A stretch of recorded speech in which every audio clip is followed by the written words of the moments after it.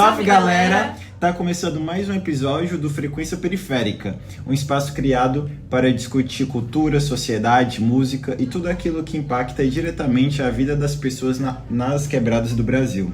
Bom, aqui a gente troca uma ideia de forma crítica, mas também de um jeito leve e verdadeiro, trazendo reflexões sobre temas que muitas vezes não recebem a devida atenção. Bom, e no episódio de hoje vamos conversar sobre como a música da periferia, principalmente o rap, o funk e o trap, funciona como uma ferramenta de resistência, identidade e expressão social. Porque muito além de entretenimento, esses estilos carregam histórias reais, experiências de vida, denúncias sociais e também sonhos de milhares de jovens periféricos. Porém, ao mesmo tempo em que esses gêneros crescem e conquistam espaços, ainda existe muito preconceito atrás deles. Sim, e é comum que a sociedade associe automaticamente a periferia à violência, ao crime ou até mesmo à marginalização, criando estereótipos que limitam a forma como esses jovens são vistos pela sociedade. E foi justamente a partir dessas reflexões que surgiu a ideia da nossa pesquisa. Buscando entender de que forma a música pode representar voz, resistência e transformação social dentro das periferias brasileiras.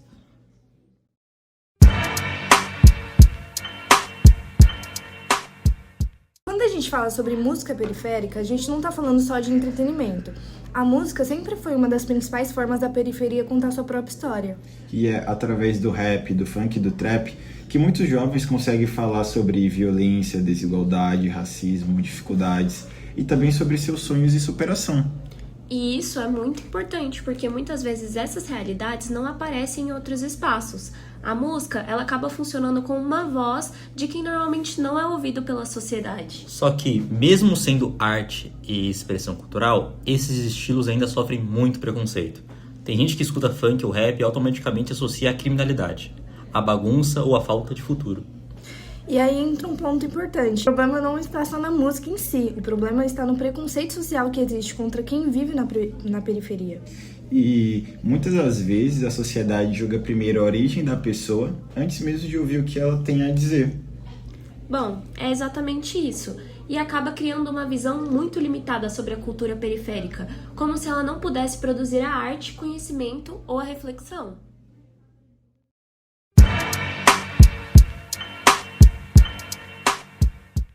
A pergunta que fica é, por que quando um jovem periférico canta rap, ele é julgado, mas quando alguém de classe alta faz algo parecido, é visto como arte ou até como algo revolucionário? Isso mostra que existe desigualdade até na forma como a cultura é enxergada. Dependendo de quem produz, a sociedade valoriza ou desvaloriza aquela expressão artística. E muitas das vezes o conteúdo é praticamente o mesmo. A diferença está em quem está falando, na roupa que usa, no lugar onde mora e na forma como a sociedade olha para essa pessoa. Por isso que esse tema importa tanto. Discutir música periférica também é discutir preconceito, exclusão social e a falta de oportunidades que muitos jovens enfrentam todos os dias. E no final das contas, entender essa cultura é também entender uma parte importante da realidade do nosso país.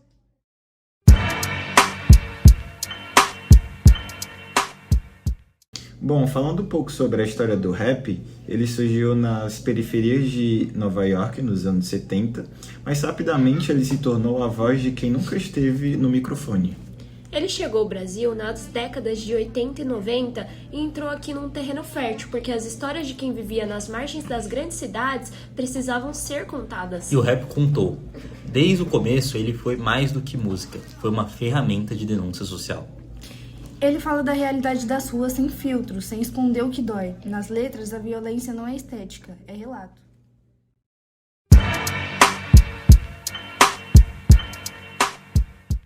Violência policial, racismo estrutural, pobreza, tráfico, abandono do Estado, falta de escola, falta de saúde, falta de perspectiva são entre os vários temas que o rap ele aborda e discute hoje em dia. E o rap, ele não escolhe um tema porque todos esses problemas moram no mesmo lugar. E esse lugar é a periferia. Artistas como Racionais, Emicida e Criolo não inventaram esses problemas. Eles apenas se recusaram a fingir que eles não existiam. E colocam isso em verso, em rima e em batida. Fizeram da dor uma forma de arte e conscientização. Bom, uma letra de rap chega onde o jornal muitas vezes não chega. Ela faz jovens se sentirem representados e compreendidos.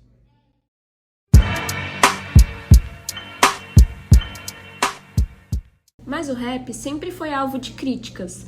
Muita gente ainda confunde denúncia com apologia. Escutam uma letra sobre violência e acham que o artista está incentivando aquilo, quando na verdade ele só está mostrando uma realidade. O rap não cria violência, ele relata aquilo que muitas vezes a sociedade prefere ignorar. E talvez seja exatamente isso que incomoda tanta gente.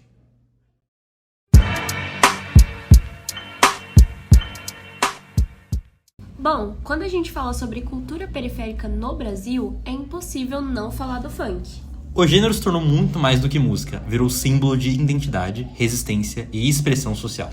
O funk fala sobre vivência, realidade social, sonhos, dificuldades e também diversão.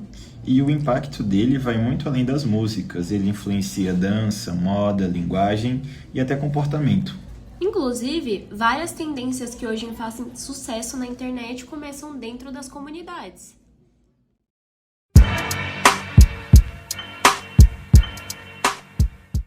Mas mesmo sendo tão importante culturalmente, o funk ainda sofre muito preconceito. Muitas vezes o gênero é associado apenas à violência, quando na verdade ele é uma manifestação de cultura legítima.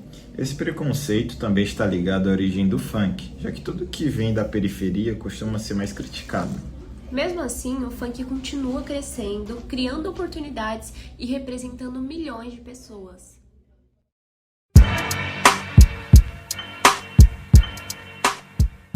Nos últimos anos, o trap ganhou muito espaço e se tornou um dos estilos mais ouvidos pelos jovens. E a grande parte desse sucesso vem porque o trap representa a realidade da nova geração periférica. As letras que misturam crítica social, ambição, vivência urbana e questões emocionais também. Isso faz com que muitos jovens se identifiquem com o gênero. Além disso, o trap trouxe uma nova estética, influenciando moda, videoclipes e redes sociais.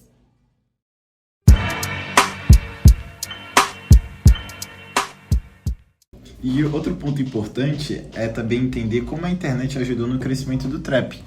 Hoje, muitos artistas conseguem divulgar suas músicas sem depender da televisão ou das grandes gravadoras.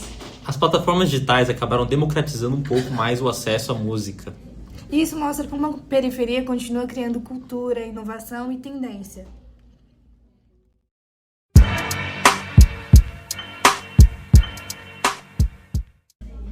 Bem, para a gente desenvolver esse projeto de tudo que a gente falou até o momento, a gente realizou pesquisas bibliográficas, analisamos letras de músicas e promovemos debates sobre cultura periférica também.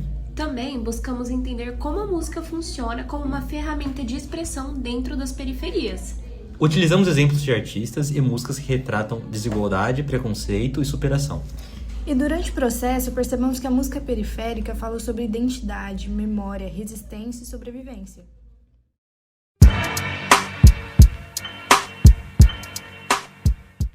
Bem, nos bastidores da pesquisa, a gente percebeu como muitos artistas transformam experiências difíceis em arte e conscientização. Isso mostra que a música pode informar, representar comunidades e até incentivar mudanças sociais. Ao mesmo tempo, também percebemos como o preconceito cultural ainda é muito forte no Brasil. Mesmo assim, a cultura periférica continua crescendo e ocupando espaços importantes dentro da sociedade.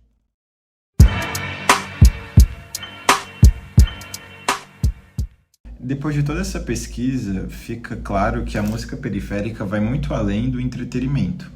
Ela representa identidade, denúncia, cultura, resistência e a transformação social. A periferia não deve ser limitada a estereótipos ou enxergada apenas pelos problemas sociais. Porque é dela que surgem artistas, professores, pesquisadores, atletas e profissionais de todas as áreas. E, através da música, muitas pessoas encontram voz e oportunidade para contar suas próprias histórias. Valorizar a música periférica também é valorizar a diversidade cultural no Brasil.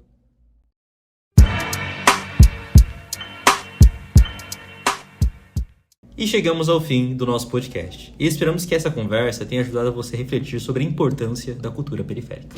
Porque quando a periferia fala através da música, ela também fala sobre luta, esperança e transformação. Bem, obrigado por acompanhar Frequência Periférica até aqui. E lembre-se, ouvir a música da periferia também é ouvir a realidade, os sonhos, as vivências de milhões de pessoas.